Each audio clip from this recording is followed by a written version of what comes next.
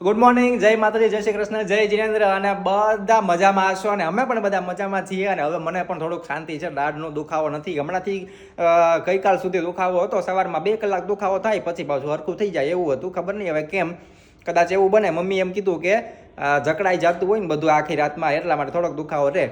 અને બીજું એમ કે આજે એક સરસ મજાની વાત હમણાં તમને મમ્મી કહેવાના છે. અમે આજ જ તે હજી સાંભળ્યું, વાંચ્યું, જોયું બધું એમ.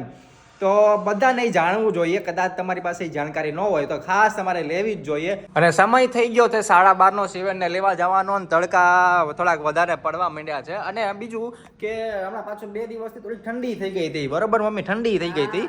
તો ઠંડો પવન બહુ લાગતો હતો ને. સવારે બહુ ઠંડો પવન અને બપોરે એકદમ તડકો. આમ બદલાઈ ગઈ છે ઋતુ. સવારે શિયાળો, બપોરે ઉનાળો, એવું થઈ ગયું. હવે ઓલી વાત કહેવાની હતી, કઈ વાત હતી? હમણાં મને ઓલી વાત કરતા હતા ને, હા, મહાકુંભની. મહાકુંભમાં એક હોડી હલાવવા વાળાએ 30 કરોડ રૂપિયા 30 કરોડ રૂપિયા એને કમાણી કરી પોતે.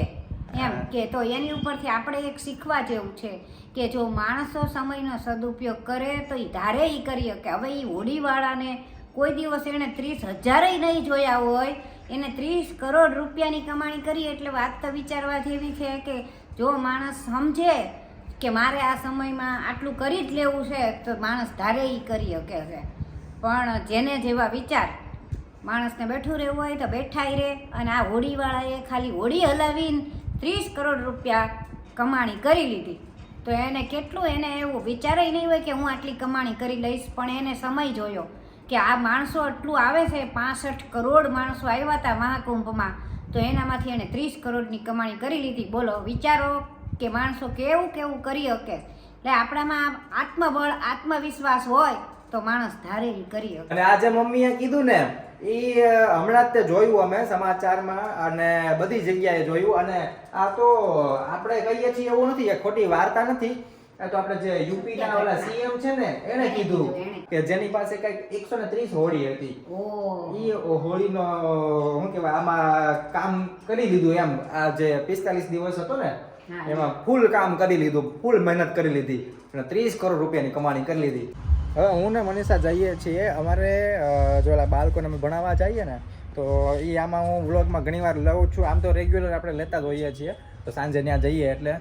પણ એમાંથી ઘણા બધા જે અમારા વ્યુઅર્સ છે ને, એમાંથી ઘણા બધા લોકો એમ કીધું છે કે અમે મદદ કરશું એમ, કેમ કે બાળકોને થોડી ઘણી વસ્તુ મળી રહે એમ. એમાંથી એક બેન છે ને, એમણે મને અમુક રૂપિયા મોકલાવ્યા છે, બરોબર. તો એના હું છે ને અહીંયાથી એમને ચપ્પલ નથી પહેરતા બાળકો, તો મેં એમને મેસેજ વાત કરી લીધી કે આવી રીતે છે. તો હવે અમે એવું વિચાર્યું છે કે મમ્મી એવું આઈડિયા આપ્યો આજે.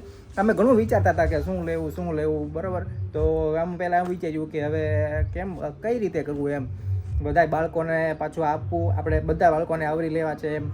તો અમે મમ્મીએ પછી કીધું કે કામ કરીએ, ચપ્પલ પહેરતા નથી તો આ વખતે આપણે એને ચપ્પલ અપાવી દઈએ. તો અમે જઈએ છીએ અત્યારે ચપ્પલ જોવા માટે કે કઈ જગ્યાએ બધા બાળકોના ચપ્પલ મળી જાય ને, એ રીતની કોઈ દુકાન હોય તો ત્યાં અમે જઈ આવીએ ફટાફટ. ચપ્પલ બધા પેક કરાવી લીધા છે અને હવે જે કાંઈ ચેન્જ હશે એમાં કદાચ આપણે સાઇઝમાં કે એવું કાંઈ હશે પાછા આવશું. અને બાકી સાંજે તો આપણે જવાના જ છીએ, તો ત્યાં સાંજે જઈ અને બધા બાળકોને આપી દઈશું, બરાબર. અને આમાં કેટલા નંગ થયા આપણે ટોટલ?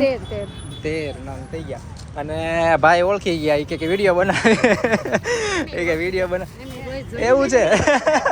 બેન ઓળખી ગયા, ઠીક. હા, એ એના પપ્પા છે. ઇંગ્લિશ સારું બોલે છે.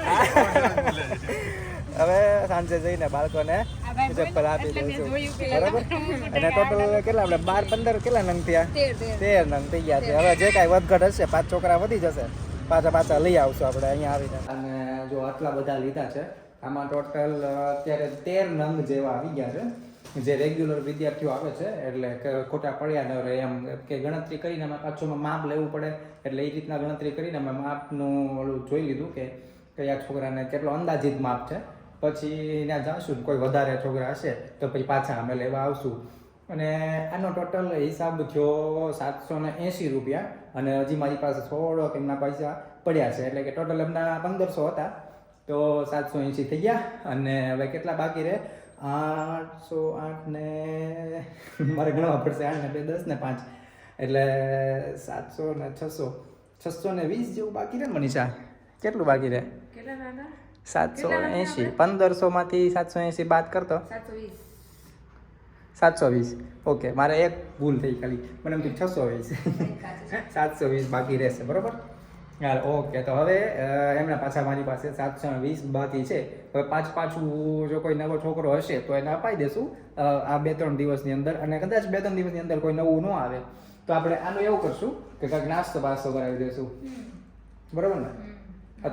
બાકી તો સ્ટેશનરી ને બધું તો આ છે જ, ઘણું બધું પડ્યું ને. એટલે સ્ટેશનરી ને એવું તો બધું પડ્યું છે અને બેગ હજી પડ્યા છે.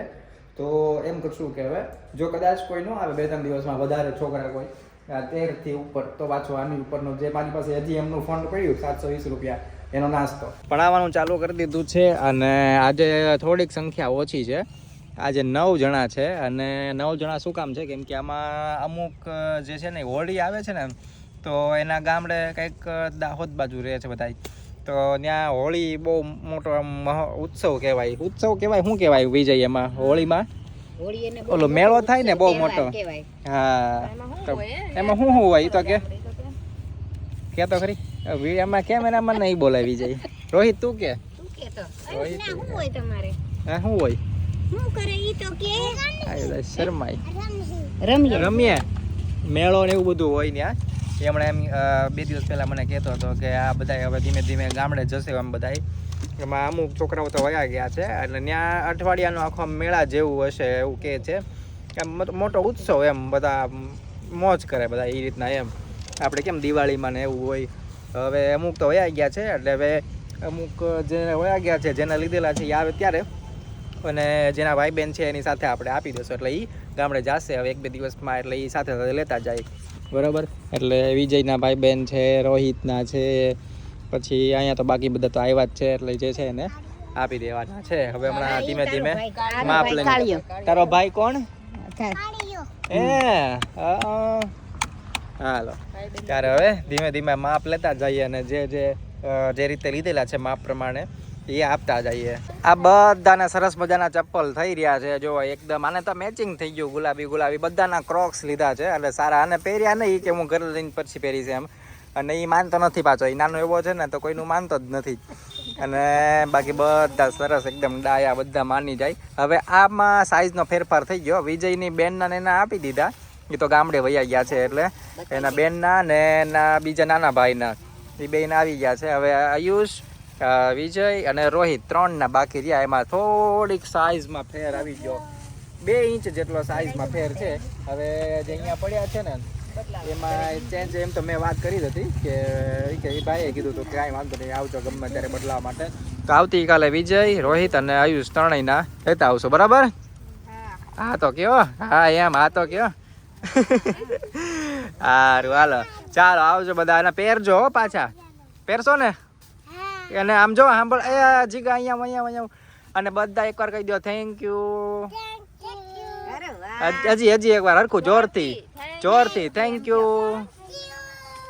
અરે વાહ, ચાલો વિજય તુંય કહી દે એડવાન્સમાં થેન્ક યુ. રોહિત એકવાર રોહિત એકવાર. આ બેન તો ઇંગ્લિશ આવડી ગયું છે. હા, આ બેન એ વિજય એકવાર ઇંગ્લિશ તો તને આવડી ગયું છે. હવે રોહિત આવડી ગયું છે. આમ જો તો કેટલો લે ને, એકવાર તો કે થેન્ક યુ કહી દે. અરે વાહ, ચાલો આવજો. આ કાળુ હજી અહીં ઊભો છે, એ માનતા જ નથી કોઈનું. શાંતિથી ઘરે આવી ગયા હતા અને પછી જમી પણ લીધું અને રાતે પડી ગઈ છે. રાતના અત્યારે વાગ્યા છે 9:20 જેવું થઈ ગયું છે. મને હેડકી આવી ગઈ, કોને ખબર, અચાનક અત્યારે જ આવવા માંડી. વિડીયો ચાલુ કર્યો ને મને હેડકી આવવા માંડી, ખબર નહીં કેમ એમ થઈ ગયું. અને બોલો લ્યો, હેડકી ઉપર હેડકી આવવા માંડી. હાલો, મમ્મીનો આમ તો સુવાનો હવે હમણાં થોડાક ટાઈમમાં ટાઈમ થઈ જશે. મમ્મી એમ પૂછતા હતા કે મમ્મી કેમ એટલા બધા વહેલા સુઈ જાય છે? મમ્મી કે તો કેમ એટલા બધા વહેલા સુઈ જાય છે?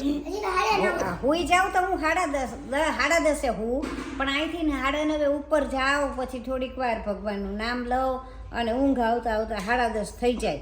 અને આ ક્યારેક શિવની તોફાન કરતા હોય ને, ત્યાં ઉપર બોલતા હોય તો પછી ઊંઘ ન આવે, તોય 11 વાગી જાય ક્યારેક. એટલે એમ થાય પણ અહીંથી જાઓ, અહીંયા ક્યાંય આડા પડવાનું અહીંયા છે નહીં, તો ટીવી જોતા જોતા આપણે આડું પડવું હોય વાં દુખે તો હું કરું એટલે ઉપર વહી જાઓ, એટલે ઉપર વહી જાવ કે હુતા હુતા જોવાય કાંઈ ગમે ઈ. મોબાઈલ જોઈએ કે ભગવાન નામ લઈએ હુતા હુતા એટલે સુવાનો ટાઈમ એટલે હું જે રેગ્યુલર કહું ને એટલે સુવાનો ટાઈમ એટલે ખાલી મમ્મી અહીંયા શું કહેવાય જે સેટી હોય ને ત્યાં જઈ અને ખાલી એમાં આડા પડી જાય અને પછી થોડીક વાર મોબાઈલ જોવે અડધી કલાક પોણી કલાક જેવું એટલે 10:30 જેવું થાય પછી એને ઊંઘ આવી જાય એમ. અને આજનો વ્લોગ આપણે અહીંયા રાખીએ છીએ. બધાને મજા આવી હોય તો લાઈક કરજો, શેર કરજો, સબસ્ક્રાઇબ કરી દેજો. મમ્મી એકવાર કહી દો. હા, વ્લોગ ગમ્યો હોય તો લાઈક કરજો, શેર કરજો, સબસ્ક્રાઇબ કરજો અને કમેન્ટ કરજો. ગુડ નાઇટ, જય શ્રી કૃષ્ણ, જય જિનેન્દ્ર, જય માતાજી. હા, જય માતાજી, જય શ્રી કૃષ્ણ, જય જિનેન્દ્ર. આવજો, બાય બાય.